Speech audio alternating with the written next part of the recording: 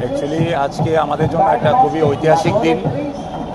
ভারতবর্ষের এই প্রথম কোনো মহিলা অর্থমন্ত্রী নভেম্বরের মতো বাজেট পেশ করতে চলেছেন এবং অলরেডি বাজেট এখন চলছে অধিবেশন।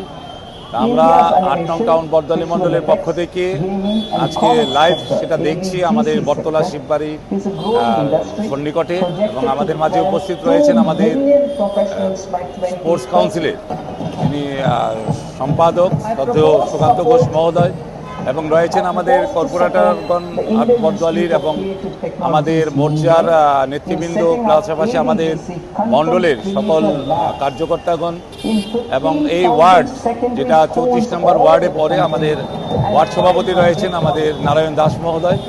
আমরা প্রত্যেকে মিলে আজকে ঐতিহাসিক মুহূর্তে সাক্ষী হতে চলেছি এবং আমরা আশাবাদী এই বাজেট বিগত 8 বছরের ন্যায় এই নভেম্বরের বাজেটেও অনেক কিছু চমক থাকবে এবং সাধারণ মানুষের জন্য প্রতিটা সেক্টরে খুব ভালো বাজেট এবার অধিবেশনে পেশ করা হবে। এবং আমি ধন্যবাদ জ্ঞাপন করছি আমাদের নরেন্দ্র মোদীজি, আমাদের যশস্বী প্রধানমন্ত্রীকে, এবং আমি ধন্যবাদ জ্ঞাপন করছি আমাদের অর্থমন্ত্রী নির্মলা সীতারামনজিকে।